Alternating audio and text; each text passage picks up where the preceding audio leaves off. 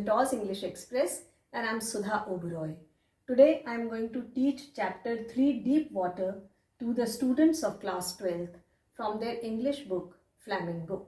This chapter is written by William Douglas. In this chapter, the writer tells us that it is necessary to kill the fear within us with determination. It is not death, but fear of death that creates terror. So in this video of Deep Water Part 1, I am going to explain you important points which will help you understand the complete chapter, and I am also going to explain you textual questions.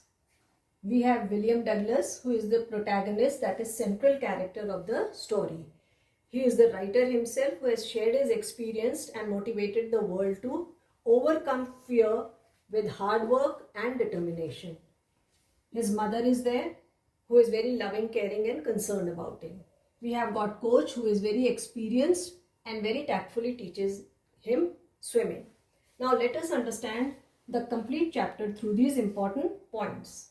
William Douglas was 10-11-year-old when he decided to swim. So his mother warned him that he should not go in Yakima River because the river was very treacherous and many people had died in the river while swimming. So she was very concerned. She told him not to go in Yakima River. Now let us understand how he developed aversion to water. There are two incidents. One is when he was 3-4 year old and the other is when he was 11-12 year old with a bully boy. So when he was 3-4 year old, he went with his father for surfing in California Sea. A big wave came there and it swept him. But his father was standing there and no harm was done to him. He developed fear for water, but he was very adventurous sort of a person, so he decided to learn swimming. And now this time he wanted to go in YMCA pool because his mother has told him not to go in Yakima River. So he decided to go in YMCA pool. And whenever he went near the water body, fear gripped him and he was not able to get in. So he had to overcome fear. So once he went there and stood there for a long time near the pool, gathering courage. At that moment only, a strong, sturdy bully boy of around 18 years, for the sake of fun, tossed him inside the water, and that too at the deep end of the swimming pool.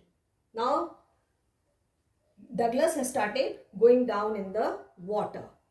So while he was going down, he was frightened, scared, but he did not lose presence of mind at all. He made up his mind and devised a strategy. The strategy was to hit the bottom of the pool hard and to pop up like a cork on the surface of the water.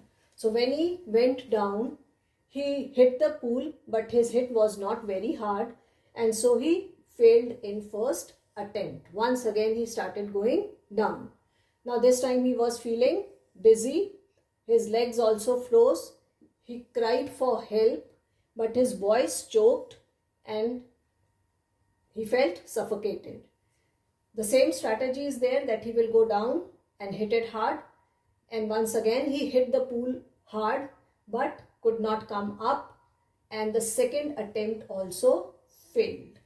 Now he was feeling very drowsy and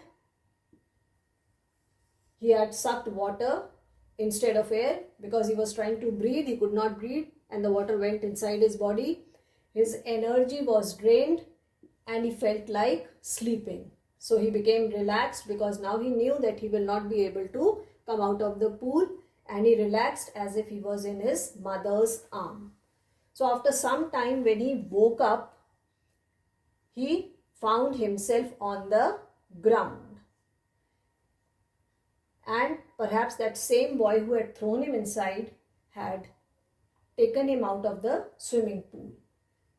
But this fear of water gripped him for years. And he could not go near any water body. Whenever he went near the water body, his legs were wobbly and he could not go inside the water. it has ruined his canoeing, boating, swimming and fishing trips. So this time he made up his mind and he decided to hire a coach. The coach taught him bit by bit. Bit by bit means step by step.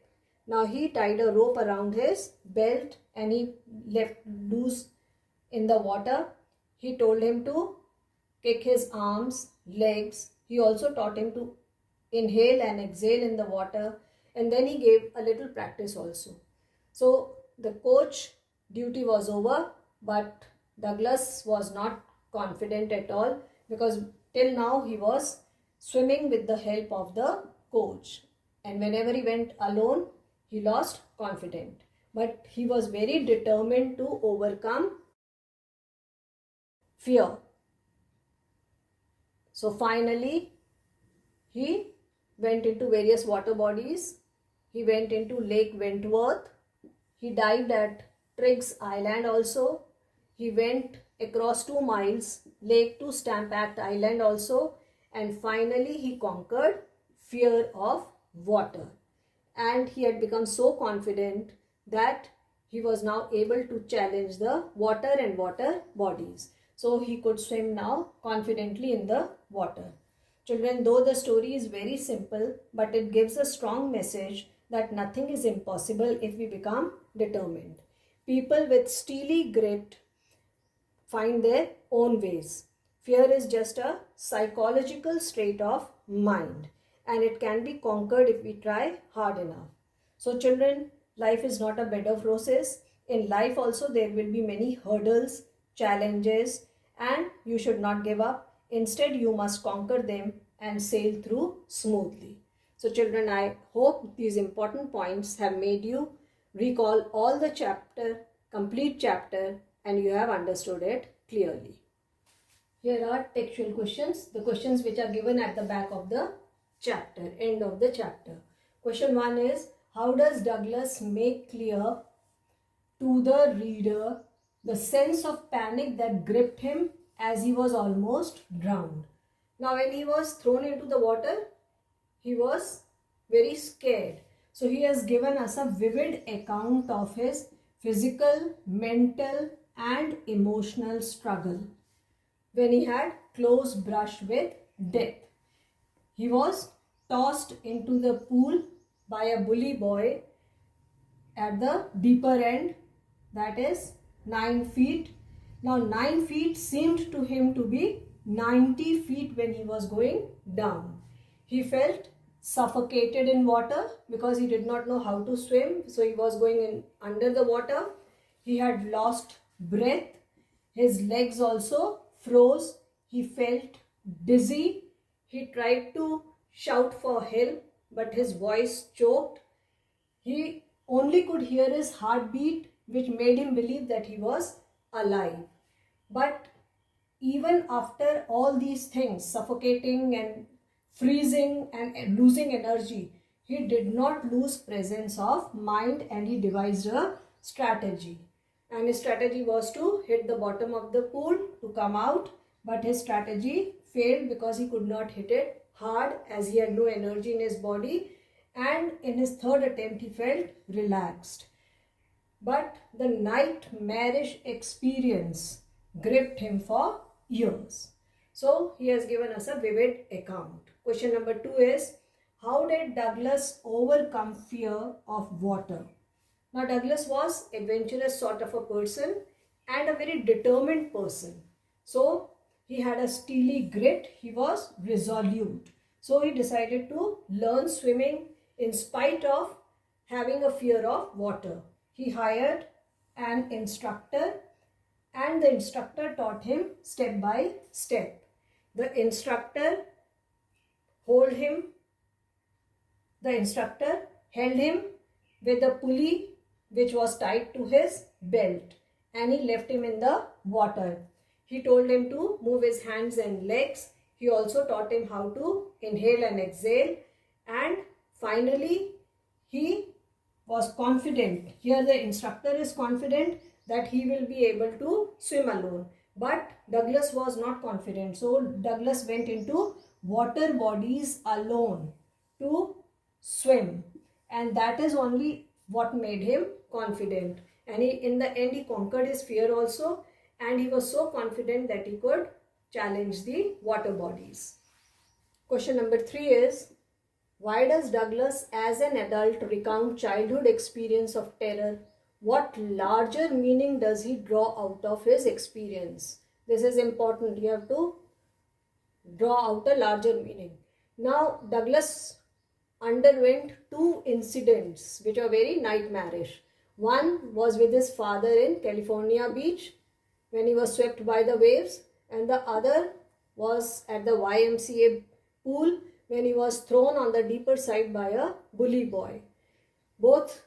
In both attempts, he had a narrow escape from death, which had left him fear-stricken. So he experienced both sensation of dying and fear of it.